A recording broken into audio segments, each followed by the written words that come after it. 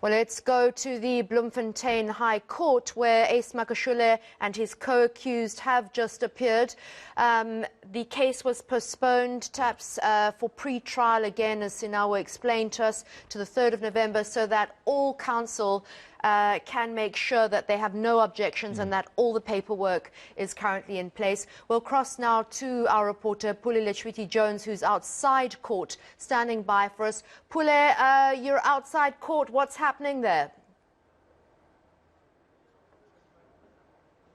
All right, let's try and get a picture up from Pule. As you can see, those are ANC supporters outside the Bloemfontein High Court, where Ace Magashule and his co-accused, 15 of them, in the asbestos tender fraud trial, has been postponed to the 3rd of November.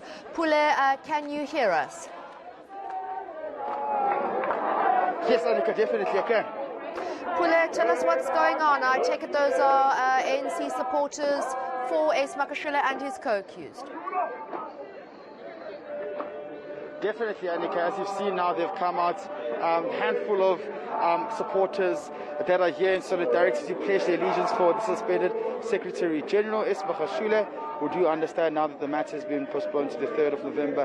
But critically so, one character that's been at the center of the spotlight in this province as well is the suspended Chief Whip of the Free State Legislature, Vusi Chabalala.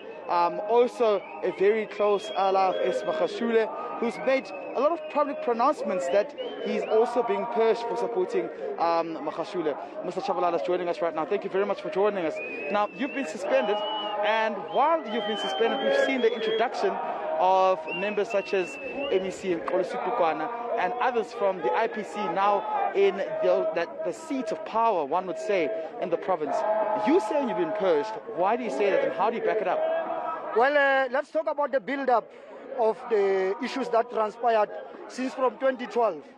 And the very same IPC that came in, I mean, all of us, we know that these were the leaders who were on air, who were on media, speaking ill about the leadership of the ANC. Now, I'm saying I believe, because we are then going for conference as we speak now, and that is why the issues of purging, that it's playing around. So I don't want to blame the organization. If the organization has taken a decision to suspend on the basis of those issues of canvassing, they will be proven in the process of the suspension. You're being accused of having supported the opposition and neglecting your party as well, and hence the suspension. What do you have to say about this? Well, I remain a member of the ANC. Unfortunately, I'm being suspended. And being suspended, I must then respect what the organization has done. But nobody will ever remove that from me. So I'm waiting for the process, so I won't talk too much of the issues. But I think the ANC, as we speak, has changed its own character. You seem to be crucial, especially in the area of in Maluta Perform, where we are seeing independent candidates now supporting you, and they won around 10 wards in the recent by-elections, which is affecting the ANC. Would you say that you are also part and parcel of the process, actually drawing some numbers from the ANC and now going into some of these independent candidates? Well, for joining any other party, it's not my game, but what I can tell you now, things are not easy in Kwakwa in particular. The MAP 16 is there, the Rikwangweta party is there, and many other political parties, even Khaudi is there, is contesting. So it's not easy. Now, what the ANC has done now, I don't know what to call it. I mean, on the verge of elections, you are deciding to remove a particular individual. Look, I'm being supported in Kwakwa, and I can tell you now, and that is why I'm planning the whole of next week.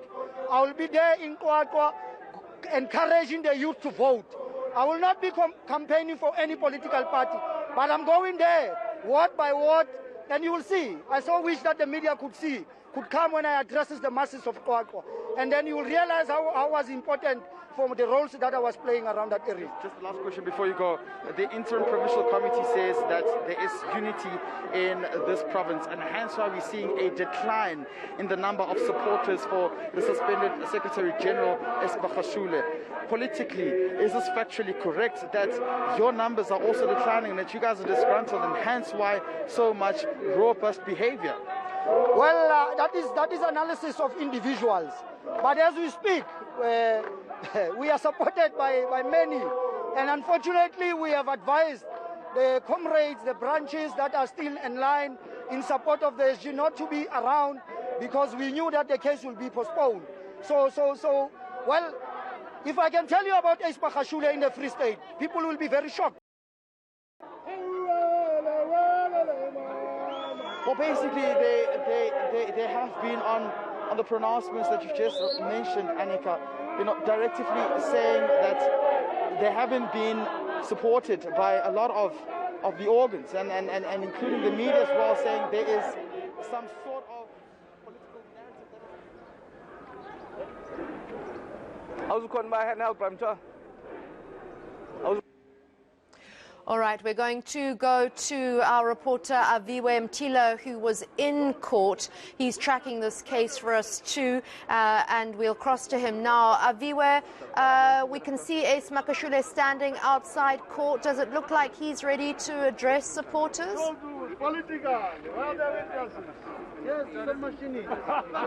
He seems like he's ready to address the media here just outside the highest court, Free State. We're just going to put our mic there so we can just listen in properly.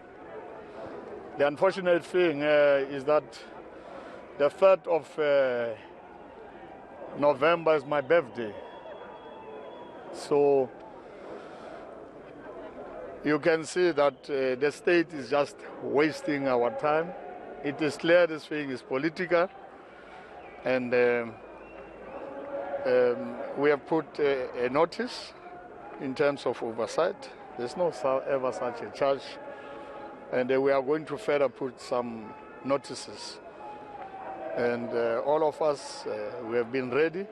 It's for the first time that you hear the state saying they can't give, we must read, and they just ask them a simple question. Give them the list of witnesses. Because we're entitled, as so-called accused, involved in corruption. I have never in my rest of my life been involved in corruption. So how do I defend myself? When the media itself says there are 70 charges against me, and they pump the story of 70 charges. And I said to the journalist, you have gone to school. You have an indictment. Just list and tabulate these charges for me. You can see this is clear political. As the top 6 said, these are flimsy charges on record. Who are they targeted by then if they're political? And is there an indication here when you'll receive that list of witnesses? The list of witnesses, you don't have it in the indictment? It's there. There's no witness against me. Witness against me for what? You say this is politically motivated. Who is targeting you politically? We'll see as the situations unfold. You'll see it. Let me not tell you so that you do your work. But we can see it's political. One of the charges, two of the charges that you are facing, one is to say failure to report corruption, and the other one is to say you were sourcing money, you were sourcing funds from somebody whom you knew to have gotten his contract. From who did I source money from? That's Sodi and his companies. No, I've never even met Sodi. What should I say again? I've never met Sodi until I met Sodi in court. Why do you accuse me about things you don't even know? But Mr. Magashule, that matter was dealt with in the State Capture Commission of Inquiry. Although that's not a trial, it was a judicial inquiry. It was listed in testimonies, including Mr. Ntimutse Mokhesi and others. He was in the housing department here in the Free State. Your name was, implicated there. So no, my name was mentioned. And they always asked Sodi and Tabani and the rest, what is your relationship in Magashule? I never had any relationship with those people. And that's what they said in the State Commission. But the indictment actually says you were writing to him through maybe your office. Me?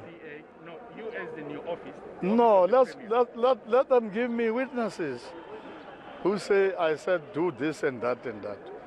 But did you not source funds for the tablets as well as for the trip of ANC officials to Cuba? Did you not source? Let me not argue with you here as the media so that I argue in court, because these are court matters in terms of my defense. Okay. NCSG says that he will argue in court, but he says that there are no witnesses. And I quickly want to bring in the NPA spokesperson, Tunzi Maka, just to maybe give us clarity on some of these allegations. Magashule says that he doesn't have witnesses. In fact, he's put in a request that can he please be provided with a list of witnesses. Why is there a reluctance from the state to provide this list? There is no reluctance on the part of the state. The indictment has a list of witnesses. However, the legal representative, Mr. Hodes, is requesting a list of witnesses that implicates which accused persons. That's a matter that is being considered by the state, as you heard in court today. Yes, Magashule says that that list hasn't been provided for him, and he says it's unknown territory in terms of this not happening. Why is there a reluctance to provide this list to him? Because the state says it will consider this. There's no reluctance. When you say consider, it means you are positively considering. So there's no reluctance on the part of the state. Is there a specific reasoning why it hasn't been provided this far?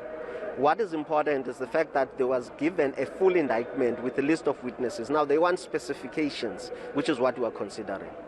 It brings us back to that matter that we spoke about earlier on in the morning, which is the personal assistant of Magashule, which seems that both parties are claiming to be their own witness. Who is Morodi Cholota the witness of?